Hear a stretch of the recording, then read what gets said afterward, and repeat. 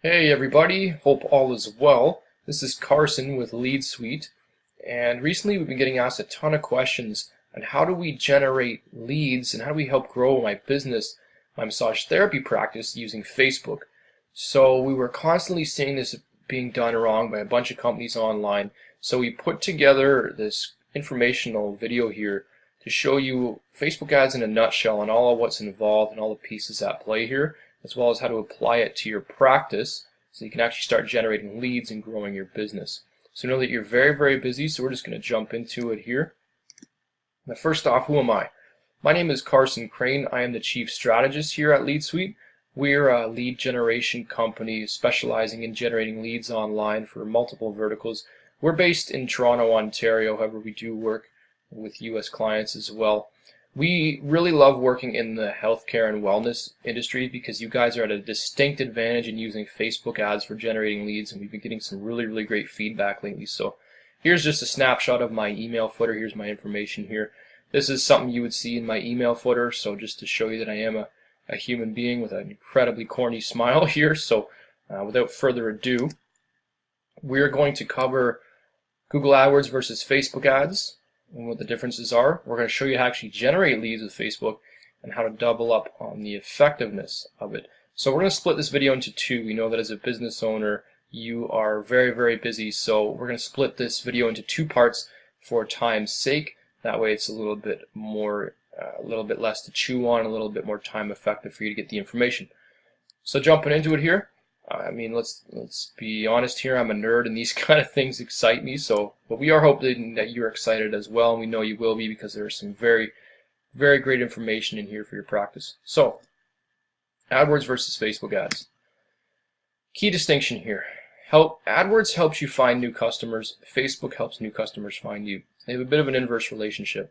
In terms of AdWords, it's always going to be based off of one main search keyword and one main location. Is the intent that people are searching. There's the intent that people have when they're searching through Google. Now, with AdWords now having 4 spaces per search term, and actually at the top of a search term, and then now sometimes up to 4 spaces at the bottom of a search page, the competition is getting pretty tight. It's getting pretty expensive. The targeting that you base your ad campaigns off of are based again on a location and one keyword or one search intent. Main keyword and main search intent. Now the retargeting, we'll show you what retargeting is in the second half of this presentation, but in terms of what you can do with AdWords, you're limited to Google's search network, so Google has more control over this process than you do. Now the leads you'll be generating, or the companies that do well with generating leads from AdWords are ones that are critical, urgent, and are in necessity industries. Something like a emergency plumber would do exceptionally well inside of AdWords, or 24-hour plumber, or emergency flood repair, stuff like that. Now with Facebook, the whole advertising platform is based around attention and emotion, because people aren't technically seeking you out, you're having to get in front of them. Now with that you have diluted competition, because you're now, instead of competing locally for the same keywords for the same location, you are using a global database of 55 billion users. The targeting that you're able to get into, the granularity of this is you have much more options to you than AdWords, and in terms of advertising technology, it's actually unmatched in the industry right now. As well as the retargeting is unmatched because you're able to do it off of a target audience that you define, so you're much more in control of this process than AdWords is. Now these are non-urgent leads, but they're still in necessity industries like massage therapy. So here's an example of what a Facebook ad would look like, and here's an example of one being run, or a couple being run here for massage therapy for New York. And as you can see, they're all competing for the same areas for the same intent, which is go to get massage therapy. And all you really have is wordplay here. I mean, that's hence the name AdWords, right? Now obviously there's one that is outdoing everybody else, but they still are competing in the same area for the same keywords, and they all only have the same tools to work with. Now we're based in Toronto, so we're just going to use Toronto for the duration of this example, but as you can see, if we type in massage therapy Toronto, you have 4 companies competing for the top spot here, so they're all trying to say the same thing in the same area. Obviously, again, you're going to have one that stands out, but the competition still is pretty firm and can tend to be quite expensive. So if we type in massage therapy to Google's AdWords keyword tool, you can see that up to 100,000 people are searching for you per month. And yes, the competition is low, and yes, the ad bid is fairly low as well, but this means you're going to have so many competitors clambering over this one major search term, right? There's also some other ones, like look at this one, Spa Toronto. Massage therapy Toronto is still fairly high yield keywords, right? Still a lot of people searching in the same area. Now, the distinct advantage that a vertical like massage therapy has for lead generation is that the whole nature of your industry is helping solve people's pain. The nature of Facebook advertising allows you to get in front of your target market via their most motivating buying decision, which is always going to be a solution to their big dilemma. In your field, it's their pain, right? It's their hypertonic muscles, the stress, the hypertension, the poor posture prevalent in modern society these days. So you're at a distinct advantage being a massage therapy practice and using this platform. Here's an example of a great massage therapy ad because because of a lot of things. There's a couple components in here that we're going to go over in just a second here. I apologize for the blurriness of this, but this really is a great ad, and we're going to show you why in just a minute. You're able to use multiple ad locations, so you're able to use the news feed on the home page and the right side of the home page on mobile phones as well as computers. So very, very important. The granularity and the audience database that you're able to use to design your campaigns, the amount of data and the granularity of it in here is unmatched in the industry in terms of the advertising technologies available nowadays. They're fairly high ROI in terms of what you can spend per day. I mean, $5 a day will get you a whole lot more than AdWords would in $5 a day, so they tend to be pretty high ROI. You have the ability to use a higher converting landing page because when you're using landing page, which all landing pages is a simple one-page website, you're kind of restricted in what you can do with AdWords, whereas with Facebook, you're a whole lot more fluid and flexible in what you can incorporate, and you're able to optimize this a whole lot better for your industry. You're able to create incentive and urgency around the leads that you drive to the landing page. So as you can see here, we have one here that's getting people to call and activate their vouchers. We're going to go over this in more detail, but this is a very, very good lead incentive. The function of this whole thing is in the funnel. As you'll notice, there's this funnel shape here. And what a marketing funnel is a simple system for driving leads. It uses a three-step process called expose, involve, and upgrade. So at the top, you have the widest, the mouth of the funnel, which is where you're going to be, reaching the most people. That's the exposure phase, where you're generating visits to the landing page and leads. Involvement would be the middle phase, where you're qualifying the leads. And upgrade, at the narrowest end of the funnel, is where you're going to see the qualified leads turn into upgraded leads, which are going to be the ones that are going to actually pay you and become your customers. So the qualification process is very important. This little simple marketing machine, this funnel here, allows you to leverage, this whole three-step process and saves you a ton of time because the funnel does the heavy lifting for you. And you're able to create and better utilize a value ladder. And what a value ladder is a scale of value and price. And as your services increase in price, so do they increase in value in terms of the value that they provide for your customer. At the bottom is where you'll have your lead magnet, which will show you what that is in later slides here. What the lead magnet essentially is your lowest barrier to entry offer for a cold customer to get access and to get access to your business and to get a foot in the door, but also it's a no-brainer for them, but also a no-brainer for you, something that you can give away for free or cheap to get leads in the door. So, how do we actually generate leads, massage therapy leads, with Facebook ads?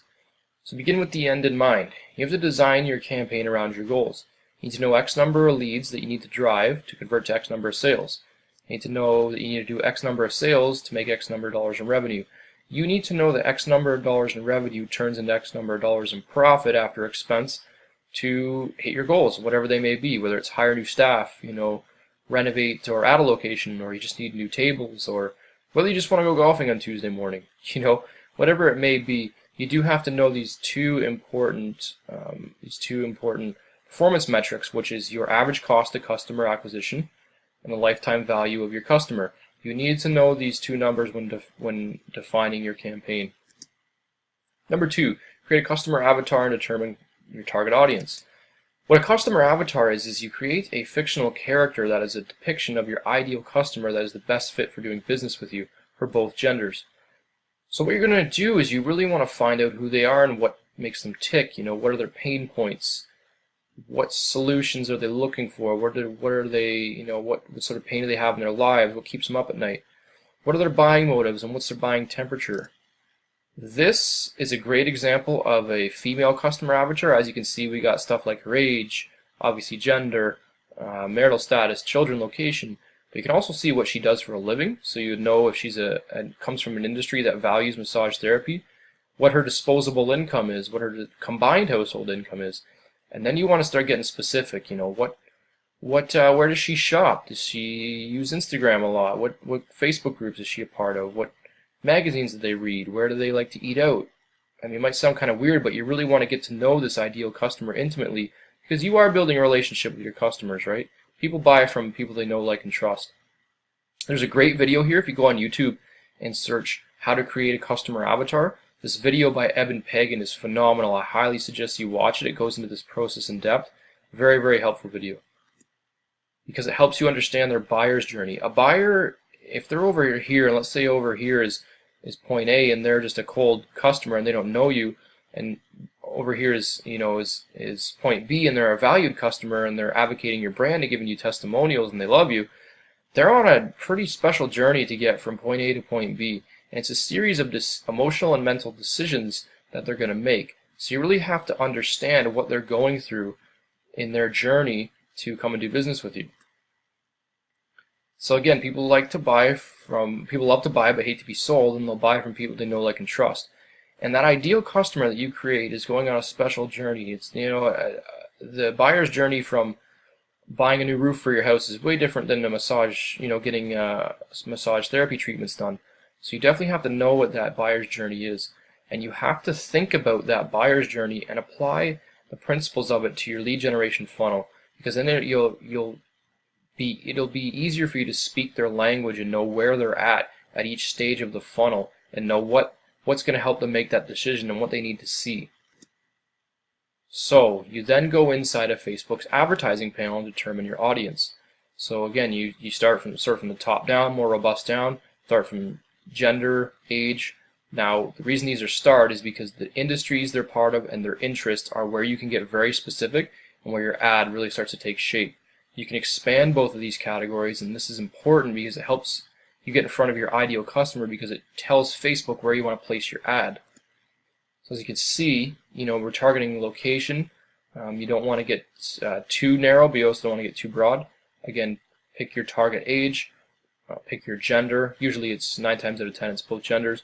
And 9 times out of 10, again, we're in Toronto, we're pretty multicultural, but English usually does fine for 9 out of 10 cases. Now, industries and interest. As you can see, there's this drop-down menu. You can target so many different industries and so many different categories. And interest is where it gets very interesting, because you can, as you can see here with these arrows, you can get subcategories of subcategories of subcategories, which does help you drill into your ideal customer. You also don't want to get too many and be too specific, because then the reach, how many people you're reaching, drops. You also don't want to be too broad, because then you're getting in front of people that aren't your ideal customer and that aren't really who you need, and your advertising dollars can go to waste. So it could be a bit of a delicate balance, but if you've done a good job of defining your ideal customer, this tends to work itself out as part of the advertising campaign. So we're going to leave off right here. We're going to leave this for part 2 of this video. Sorry to pull the rug out from under you, but we're trying to be time efficient here. So as a business owner, time is precious, and so you can more effectively digest the information. So stay tuned for part number 2, and we'll be seeing you soon. Thanks. Take care.